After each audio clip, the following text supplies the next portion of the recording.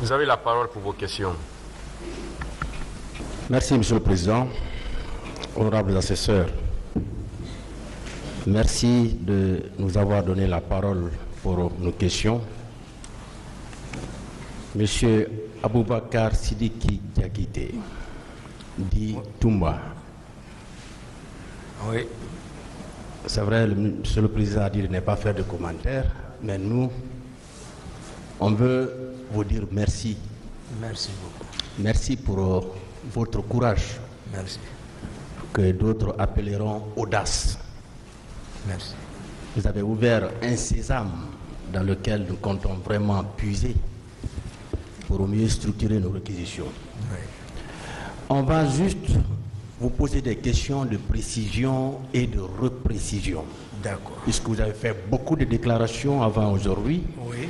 Et on a eu la chance de prendre connaissance de toutes ces déclarations. Oui. Donc on a relevé des choses que nous comptons ici vous poser comme question. D'accord. Bien. Je suis à votre disposition. Et pour commencer, le surnom Toumba, ça vient d'où? Toumba, ça j'ai un frère militaire là. Voilà, depuis, voilà, j'étais enfant là, à l'époque j'étudiais au cas Alfaya là.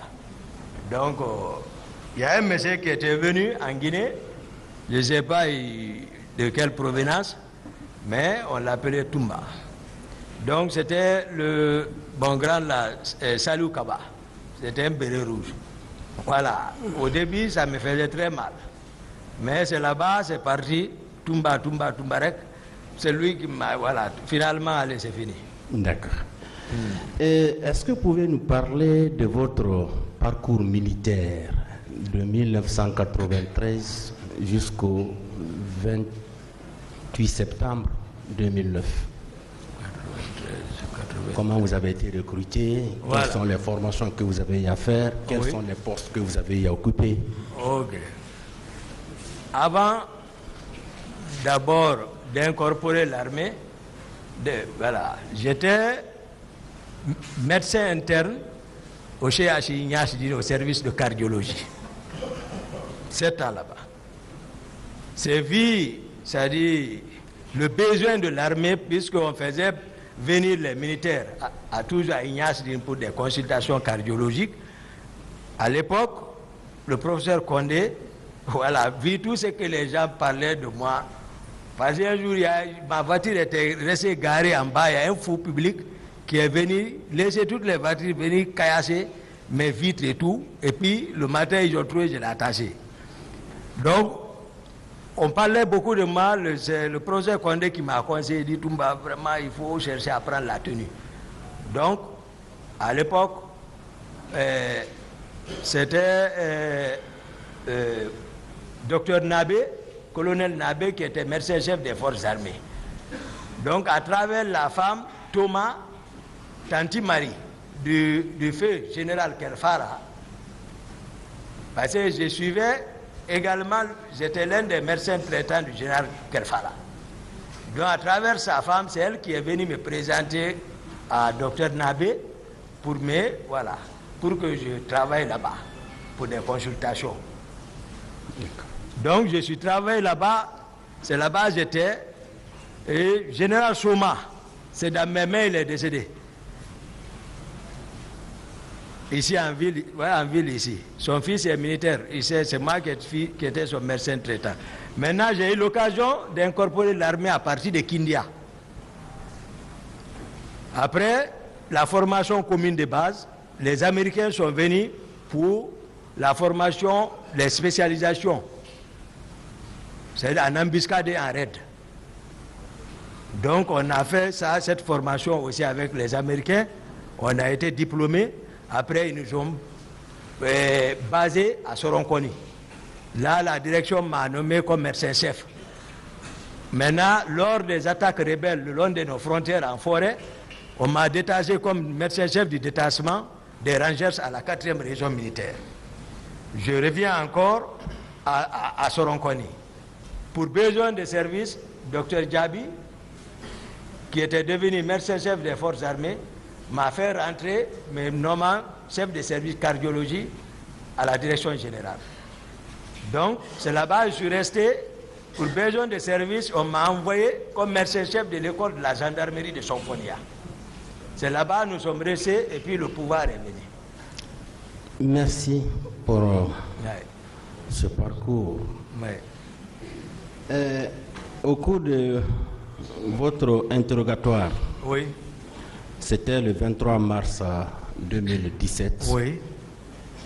Alors, vous aviez déclaré que le président Dadis était pris en otage. Oui. Il y avait un lobby autour de lui. Oui. Alors, quels sont ceux qui composaient ce lobby-là? Non, c'est que ici, lorsque j'ai dit il était pris en otage, parce que lui-même, il l'a voulu. Les Tégoro étaient là. D'accord. Les Théodore étaient là. Les Makambo étaient là. Les Georges étaient là. Et d'autres. Donc, finalement, nous, on était mis à l'écart. D'accord. Est-ce que Marcel était réellement votre adjoint? Non. Marcel Guilabogui. Marcel, c'est-à-dire Marcel lui-même, c'est-à-dire lui, il faisait ce qu'il voulait, parce qu'il n'a pas de fonction. C'est-à-dire la manière dont nous sommes arrivés au pouvoir, lui, il se sert de ça. Et puis, tel qu'il dit, c'est mon oncle, donc, lui, il est là, personne ne le contrôle, il n'y a pas un nez sur lui, il n'y a pas de doute sur lui, lui, il protège le pouvoir. En même temps, contrôler Toumba.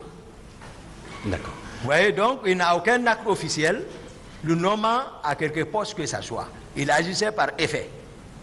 Bien. Est-ce que vous avez toujours accepté cette appellation, comme Toumba. ils disent, adjoint de Toumba? Vous avez toujours accepté ça? Non, non, non. Il n'est pas mon adjoint parce que dans aucun pays du monde, il y a un adjoint à un aide de camp. Il n'y en a pas. D'accord. Un aide de camp, c'est un aide de camp, c'est fini. Il n'y a pas d'adjoint pour ça. C'est par méconnaissance, parce que le niveau des uns et les autres. Ils ne savent pas, est-ce que Dadis m'a donné instruction de faire ça? Pourquoi Dadis ne les donnait pas? Parce que peut-être c'est compte tenu du niveau. Il y a tout ça. Voilà. Bien. Marcel, est-ce qu'il avait beaucoup d'hommes à sa disposition? Oui, et Marcel avait beaucoup d'hommes. Parce qu'il a son salon. Il avait environ combien de véhicules? Marcel pouvait bouger avec 3 véhicules. 3 véhicules. Oui. D'accord. Parfois c'est 4. D'accord. 3, 4. D'accord. Ça c'est vrai, je sais.